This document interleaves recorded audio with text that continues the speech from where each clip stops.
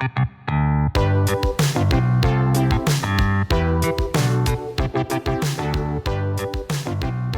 to the Confluence cast presented by Columbus Underground. We are a weekly Columbus-centric podcast focusing on the civics, lifestyle, entertainment, and people of our city. I'm your host, Tim Fulton. This week, we are diving into the most read stories shaping the landscape of the city. These are the top stories that have captured the attention of our community, not necessarily the most important or significant, but the ones that people just couldn't stop reading.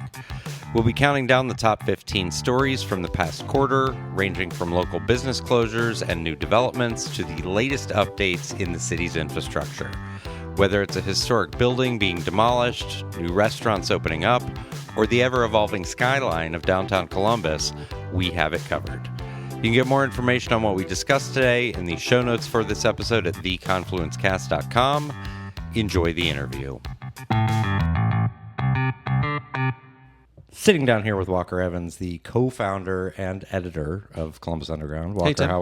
How are you? Good. Sorry, I jumped on top of you. It's okay. It's fine. I'm not even going to redo it. Okay, cool. Let's go for it. It's one of those. All right, freestyle. We are jumping back in. It's been roughly a fiscal quarter since we did a basically roundup of what the best read news at Columbus Underground was. Mm-hmm. You were kind enough to give me the top 15. Mm-hmm. So we're going to go through it. Yeah. And just to reiterate, these are the most popular stories. They're not the most important or significant or impactful. I mean, there is a story on here from 2022. So so we're going to go in reverse order, hoping people stick around. Okay. Let's see if this helps our engagement rate. Stay tuned for number 1. Coming in at number 15, Ohio Village construction.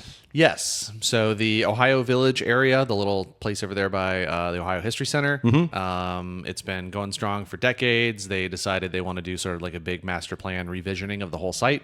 So it's shutting down for probably about 2 years, give or take, of a full like reconstruction. So people were engaged with that. Yeah, I mean, it's pretty significant to close it down because it's a popular site, especially for like field trips and certain events. And we do our coffee festival there. We have every year for the past 8 years. This is year 9. So we're moving over to the Franklin County Fairgrounds for the time being, and then we'll evaluate moving back or what our different options are. And I'm a bad Columbusite. Where are the Franklin County Fairgrounds? Hilliard. Okay. Yeah. Not a bad Columbusite then. Yeah. Bad Franklin County-ian. Well, we also have the state fair here, so that always kind of overrides. Right. And also, I've always kind of thought, like, how many farms are there in Franklin County proper that would participate in the, there's certainly 4-H groups. Agricultural. Right. Yeah. But it's small. Yes. If you want farmland, usually you go a county out. Fair. Yeah. Yes. Coming in at number 14, bakery building demolished. Yeah, so this historic building on Livingston Avenue over on Driving Park, in the Driving Park area, not in the park, kind of across the street from that area, was just demolished. There were efforts to save it. It's going to become apartments. Surprise, surprise. But kind of a cool, like some Art Deco flair to this building. It was a little bit of a one of a kind. And the bakery that was in it, I think they made cookies. It was like a cookie company from like, the 30s and 40s. So people tried to save it, but it didn't happen. And so people were sad to read that news, I think. So the engagement there is probably people bemoaning the loss. Yeah, and we had done a couple of pieces on it. This is kind of the final piece that demolition had started. And so, I mean, we'll link to all these articles, but Brent took a photo of the demolition like halfway in progress. But there were some preservationists who had written some opinion pieces of like why it was significant and should be saved. So got it. Kind of sad because it was a cool building. Yeah. And it's a little like, if it were on High Street in the Short North, a little more visible, like maybe more people would have rallied behind it. But like certain parts of the east side, I think a lot of people are like, nah, it's a poor neighborhood. Who cares? Who cares about saving their stuff? Yeah. Well, and I think the city at large does a poor job of sort of like historic preservation in general. Well, there's no like teeth to any of that. Right. There's no like real like legislative protection to save that sort of stuff. There's the National Register of Historic Places, but there's no like local register for historic preservation. Well, now that I say that, I'm thinking like, well, if you go too hard in the other direction, it ends up being, I was listening to something about like how Hawaii's preservation laws and like anything that's over 55 years old is automatically historic. Yeah. And so you need special dispensation in order to tear it down, even Right. like an abandoned bowling alley. And it's like, that's not serving the needs of the people of this community anymore. A strip mall built in 1972 Yeah, that's falling apart. Yeah. Should probably be replaced with something better. absolutely. Yeah. Up next on the list, Home Field Grandview, which, first of all, shout out Matt Barnes. Shout out Matt Barnes. Here. Yeah. But tell Friend us of the about- pod. Friend of the pod, Matt Barnes. Tell us about Home Field Grandview. Yeah, so this is the spot that was once Balboa and then became Round 2, and now it's kind of like right across from the Grandview Theater area, the Grandview Strip. Yeah. So it's a new project that Matt Barnes has been sort of like an advisor, sort of creative director. I think I'm probably butchering his he title. did the interior design. Yeah, basically, and it's got hints of Leisure Club to it. Okay. If you've heard Matt Barnes' name, that's probably why it's from Leisure Club. Yeah. So it kind of feels like a little bit of Dad's, garage kind of vibe. Sports, but like not. I mean, I guess technically it's a sports It's not bar. even Dad. Sorry, I guess we're showing our age. It's like if I collected sports memorabilia, it's a lot of like 90s and Yeah, 80s and 90s, like sports nerd kind of stuff. So it's got like a cool vibe to it. And so when that was announced that it was coming, and then Ashley went and shot some photos over there, those articles have been really well read because people want to see cool stuff. How cool does that look? Yeah. 12 on the list, Capitol Grill.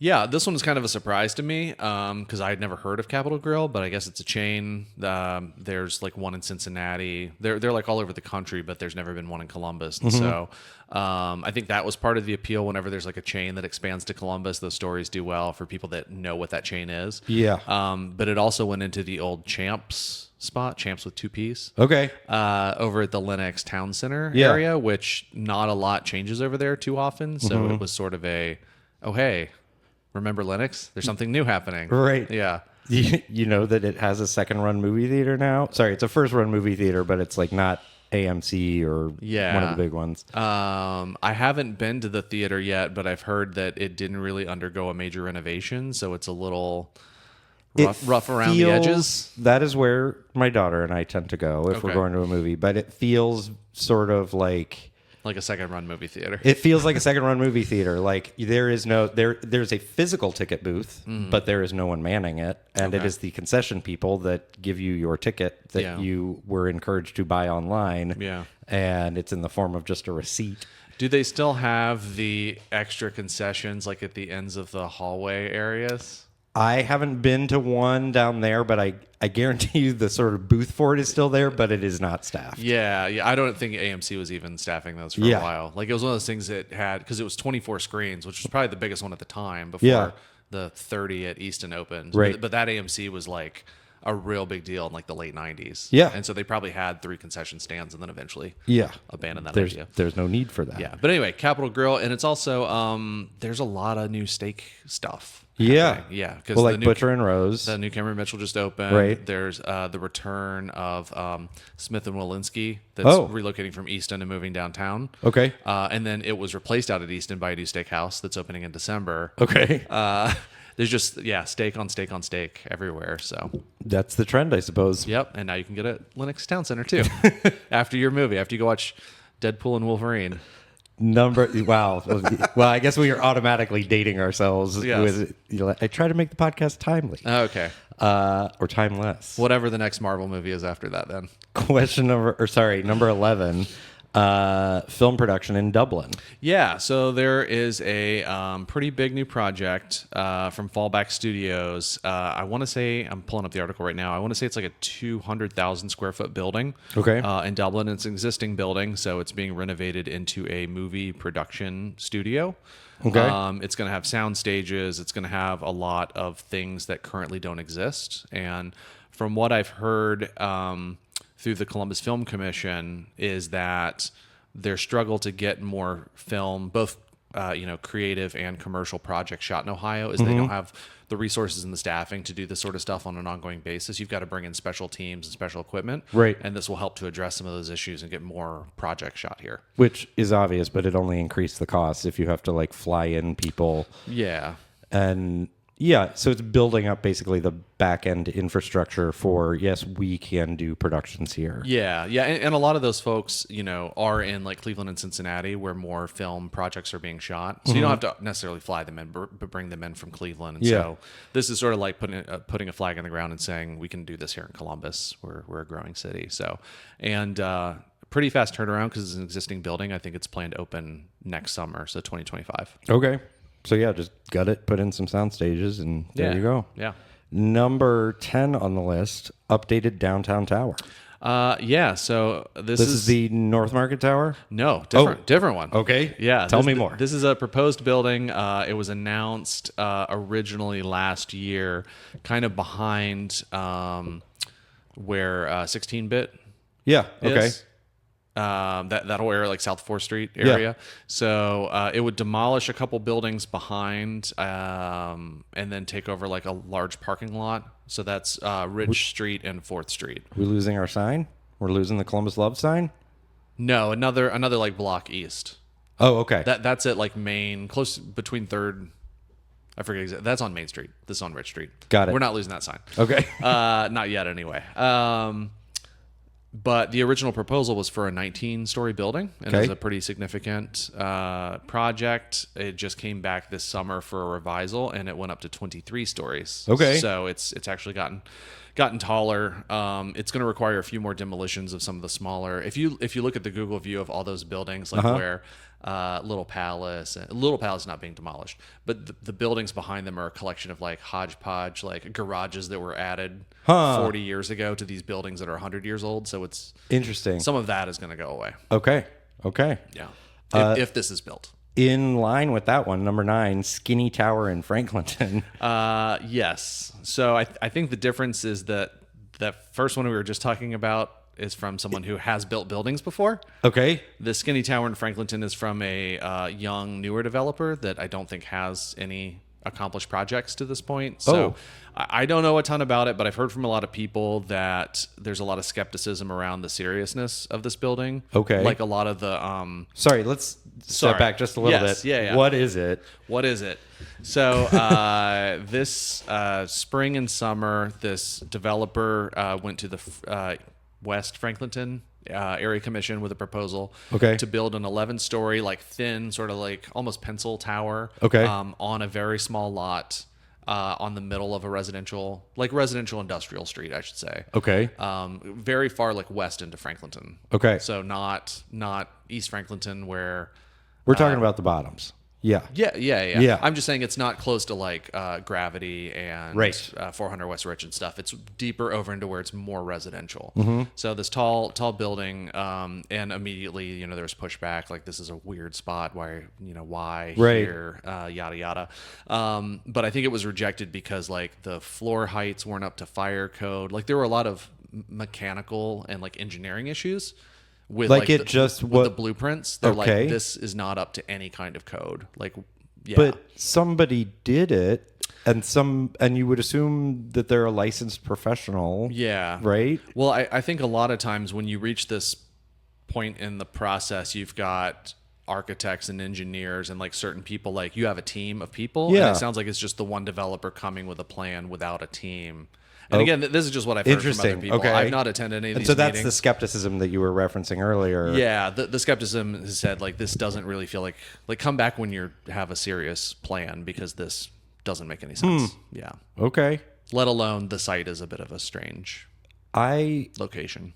Have to believe that there's a greater story here.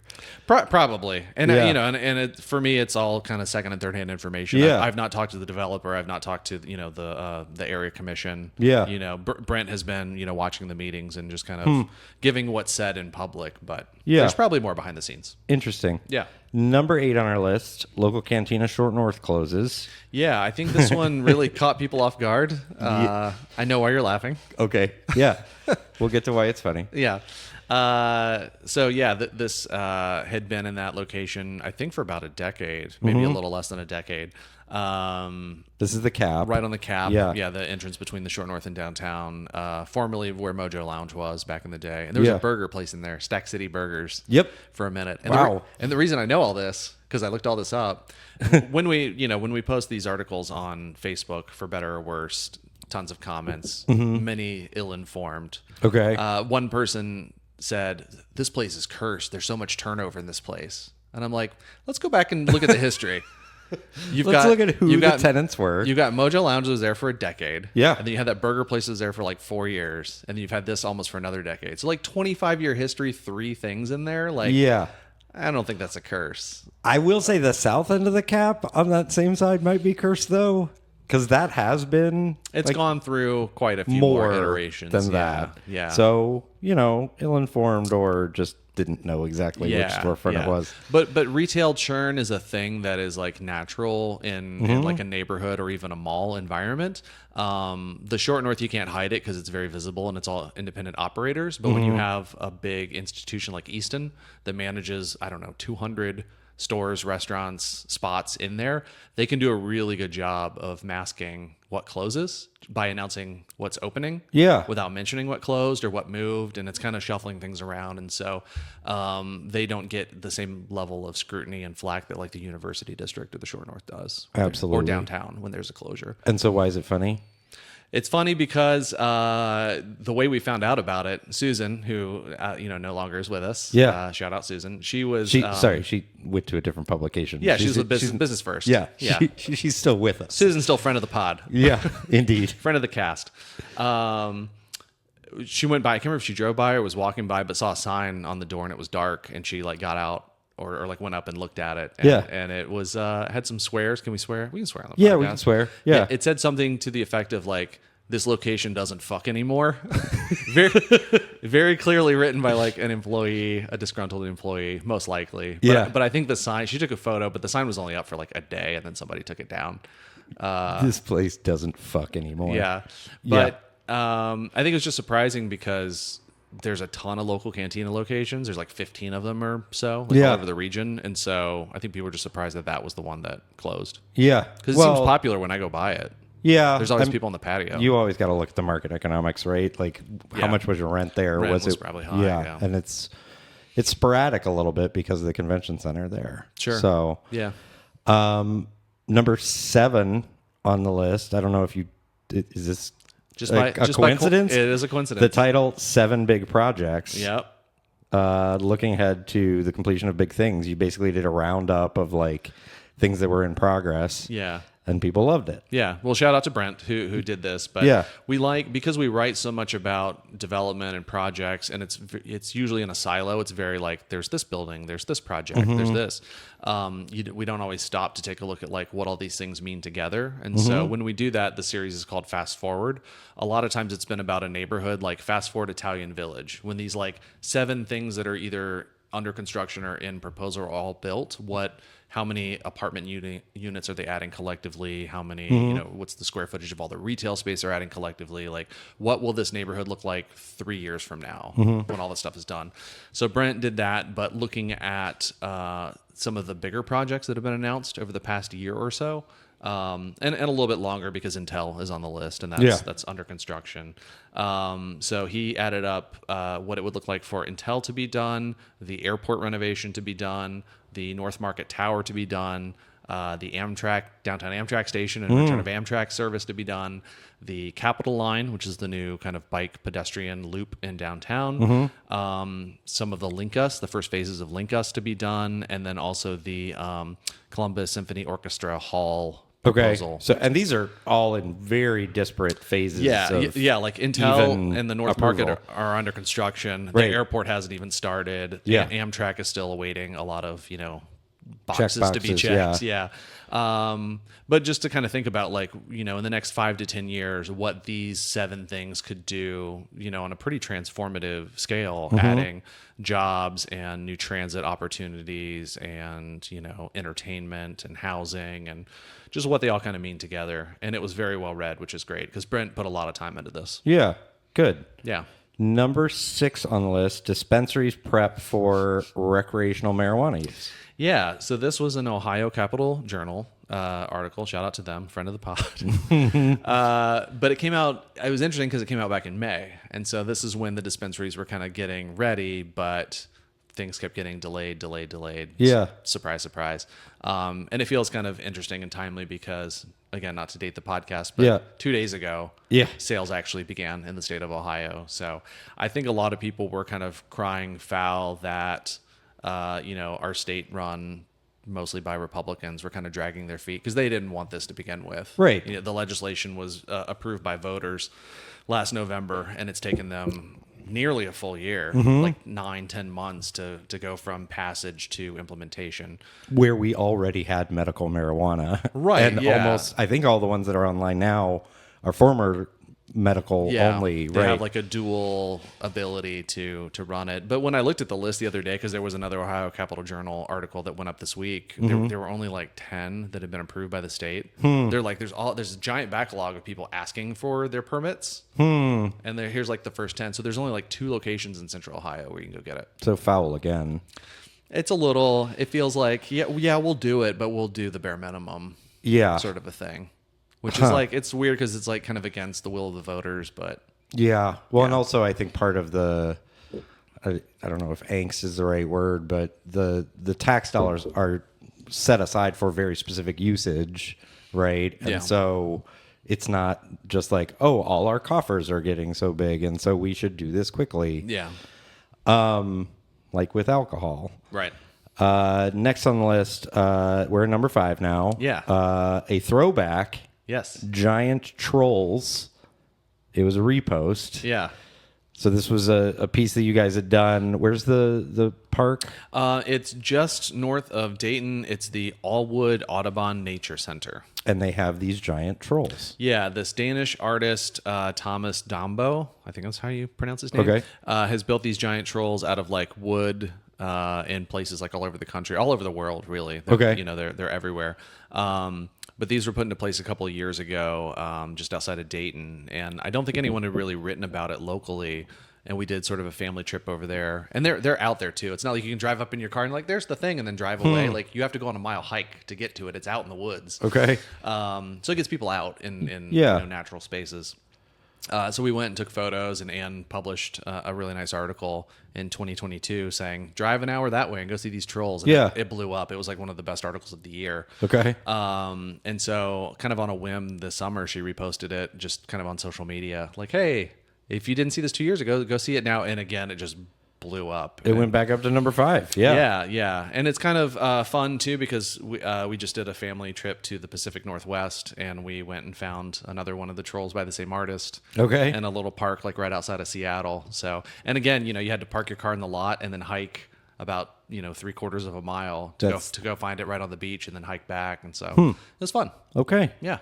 Number 4 on the list, another roundup, top 10 brewery patios. Yeah. So Megan Mason, who is our beer critic now, she's been writing articles and wanted to do something to kind of kick off the summer back in May to kind of highlight her favorite patios exclusively to like breweries. Okay. Yeah. So not just any old patios, but brewery patios.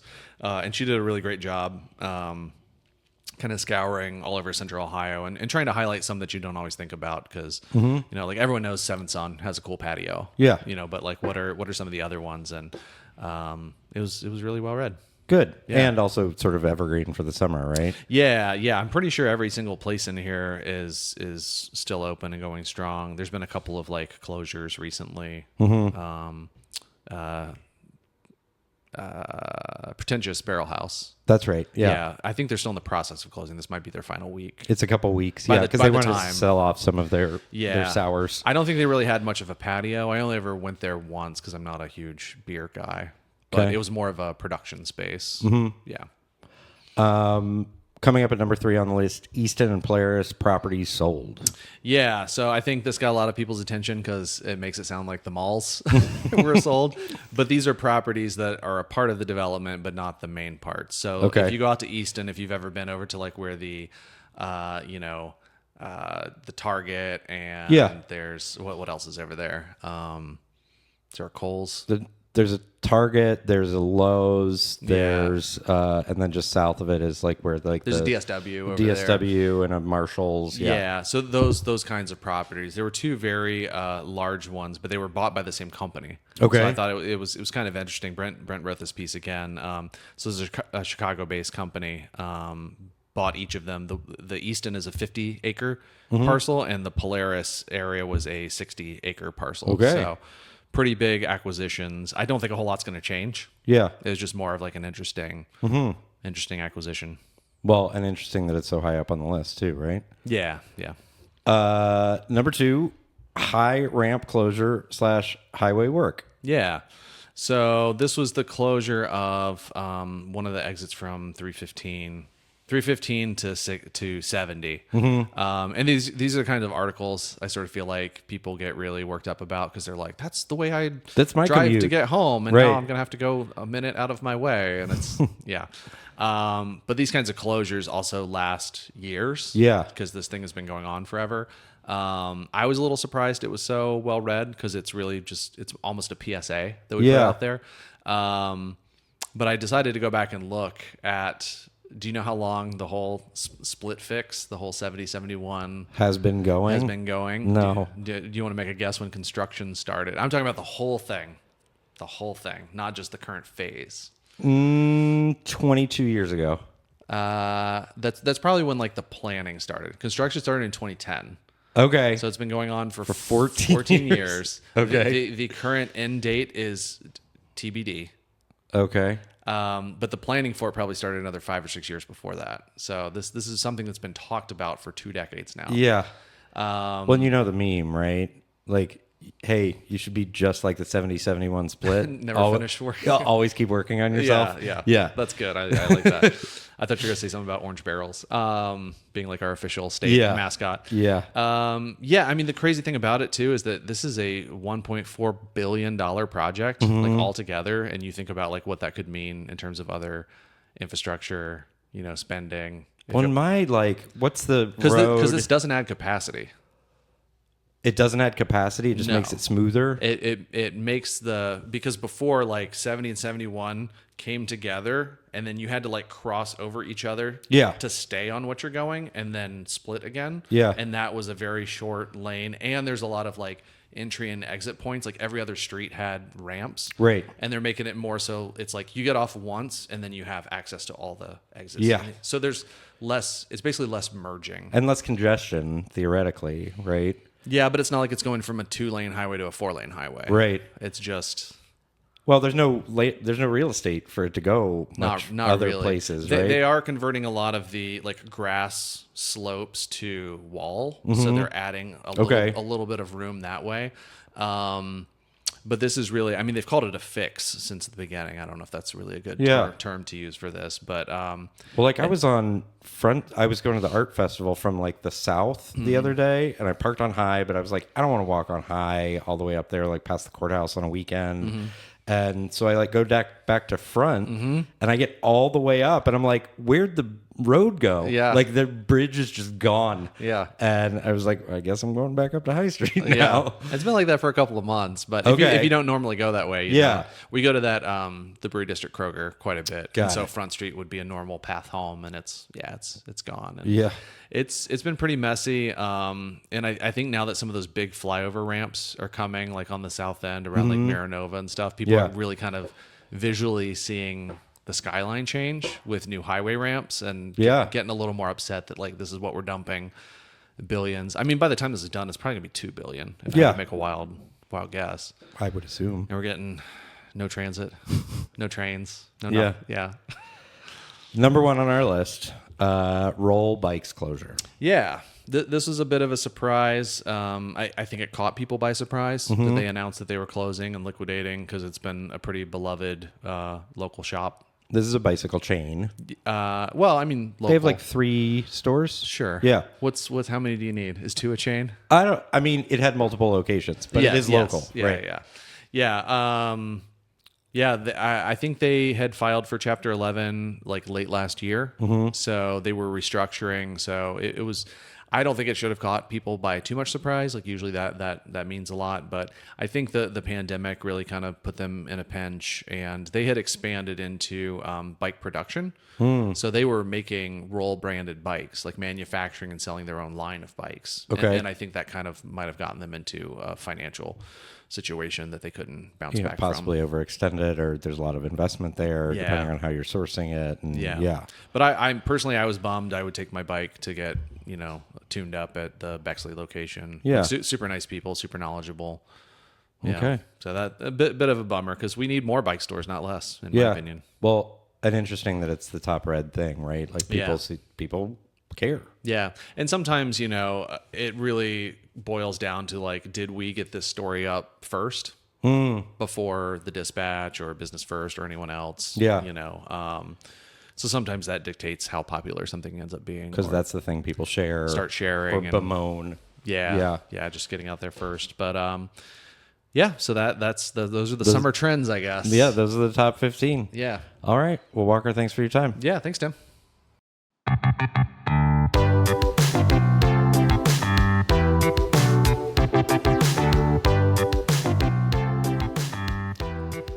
Thank you for listening to the Confluence Cast presented by Columbus Underground. Again, you can get more information on what we discussed today in the show notes for this episode at theconfluencecast.com. Please rate, subscribe, share this episode of the Confluence Cast with your friends, family, contacts, enemies, your favorite developer. If you're interested in sponsoring the Confluence Cast, get in touch with us. We can be reached by email at info@theconfluencecast.com. Our theme music was composed by Benji Robinson. Our producer is Philip Cogley. I'm your host, Tim Fulton. Have a great week.